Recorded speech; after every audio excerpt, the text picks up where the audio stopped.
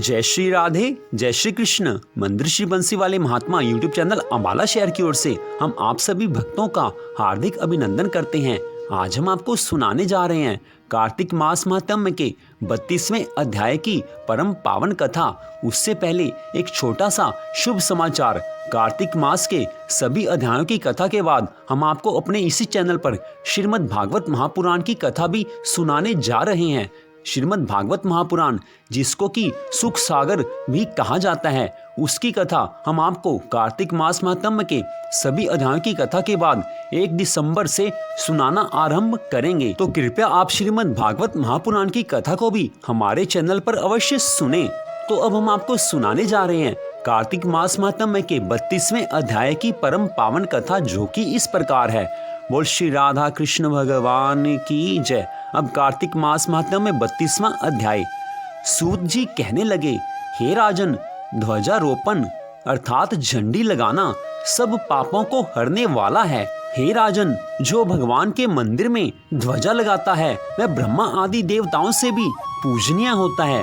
गंगा जी का स्नान, तुलसी जी का पूजन, शिव जी का पूजन, यह सब ध्वजारोहण के समान है।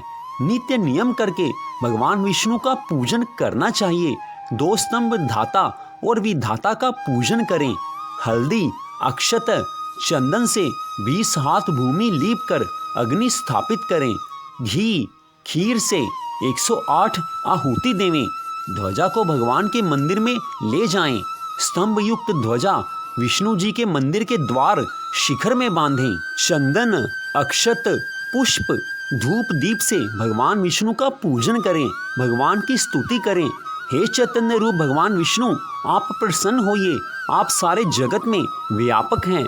माया से मोहित लोगों को आप दूर दिखते हैं। हे भक्त वत्सल जनार्दन, आपको बारंबार नमस्कार है। इस प्रकार स्तुति करके भगवान विष्णु जी को नमस्कार करके ब्राह्मणों को भोजन करावें, फिर दक्षिणा देवें। आचार्य को जो ध्वजारोपण करता है और जितनी बार ध्वजा पवन से हिलती है उतने ही पाप नाश हो जाते हैं। जो पुरुष बांधी हुई ध्वजा को देखकर नमस्कार करते हैं उनके भी पाप नाश हो जाते हैं। देवऋषि नारद जी कहने लगे, हे राजा पृथु, एक प्राचीन कथा तुम्हें सुनाते हैं। पूर्व काल में सतयुग में सुमति नाम वाला एक चंद्रवंशीय राजा था। वह भगवान का भक्त, भगवान की कथा सुनने वाला, अहंकार से रहित और 7 द्वीपों का राजा था। और सत्यवती नाम की उसकी एक बड़ी पतिव्रता स्त्री थी। दोनों ने ही अनेक तालाब, कुएं और बावड़ी आदि बनवाए। सत्यवती नित्य ही भगवान के मंदिर में भगवान के सामने नृत्य किया करती थी। राजा भी कार्तिक मास की शुक्ला द्वादशी को भगवान के मंदिर में ध्वजा बांधा करता था। एक समय राजा और रानी को देखने के लिए विभांडक ऋषि आए। मुनि का आगमन सुन राजा व रानी ने उनका बड़ा सत्कार किया। राजा रानी की ऐसी श्रद्धा और नम्रता देखकर मुनि राजा से पूछने लगे कि हे राजन, भगवान को प्रसन्न करने के और भी बहुत से साधन हैं, परंतु इस ध्वजारोहण में इतनी श्रद्धा क्यों है, सो आप कहिए। राजा कहने लगे कि हे महात्मन, यह बड़ा आश्चर्ययुक्त इतिहास है, इसको सुनिए।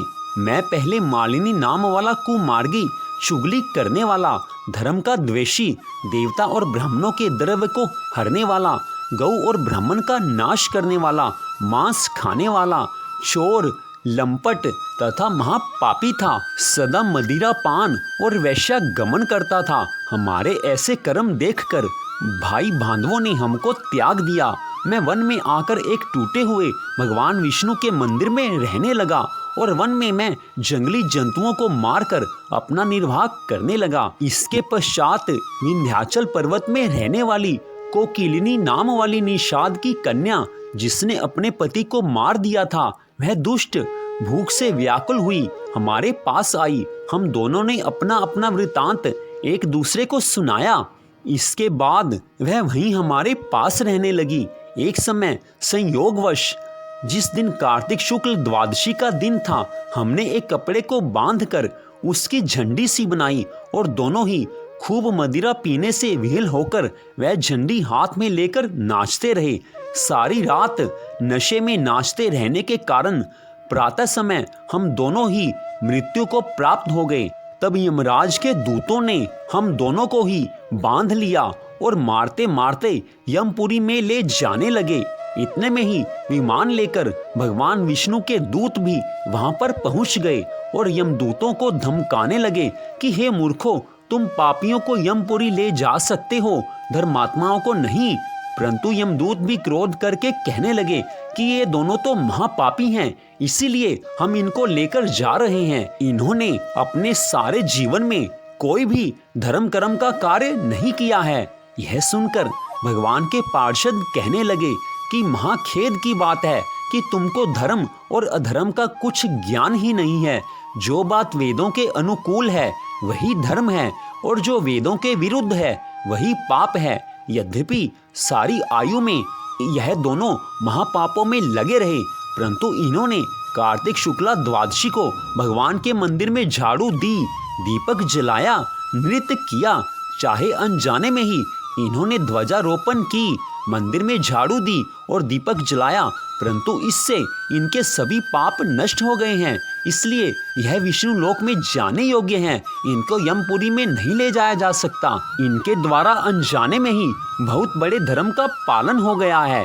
इसीलिए अब हम इनको भगवान विष्णु के धाम में लेकर जाने के लिए आए हैं। इसके पश्चात भगवान के पार्षद उन दोनों को विमान में बिठाकर भगवान विष्णु के धाम में ले गए। देवऋषि नारद जी कहने लगे कि हे राजा पृथु, अनजाने में भी ध्वजारोपण का ऐसा फल है, तो जो श्रद्धा के साथ कार्तिक मास की शुक्ला द्वादशी को जो ध्वजारोपण करता है उसके फल का तो कहना ही क्या है, क्योंकि श्रद्धा भावना के साथ किए गए कर्म का बहुत ज्यादा पुण्य फल मिलता है। इसलिए कार्तिक मास की शुक्ला द्वादशी को विशेष रूप से भगवान विष्णु के मंदिर में ध्वजारोपण अवश्य करना चाहिए, क्योंकि इससे मनुष्य के अनेकों जन्मों के पापों का नाश हो जाता है और भगवान विष्णु उस मनुष्य पर कृपा करते हैं, जिससे मनुष्य को जीवन में सभी तरह का सुख संपत्ति वैभव तो मिलता ही है, लेकिन इस मनुष्य जीवन के बाद उसको भगवान विष्णु के धाम में स्थान मिलता है, जो कि भगवान अपने बहुत प्यारे भक्तों को ही देते हैं। इसलिए कार्तिक शुक्ला द्वादशी को भगवान विष्णु जी के मंदिर में ध्वजारोपण अवश्य करना चाहिए। तो इस प्रकार कार्तिक मास महात्म्य के 32वें अध्याय की कथा का यहीं पर विश्राम होता है। मंदिर श्री बंसी वाले महात्मा यूट्यूब चैनल अंबाला शहर की ओर से आप इस कथा को सुन रहे थे। आप सबका हार्दिक धन्यवाद। भगवान श्री राधा कृष्ण जी की कृपा सदा आप सब पर बनी रहे, इसी मंगल कामना के साथ जय श्री राधा रानी जी की, जय श्री कृष्ण भगवान जी की, जय कार्तिक मास महात्म्य की, जय जय श्री राधे, जय जय श्री राधे, जय जय श्री राधे श्याम।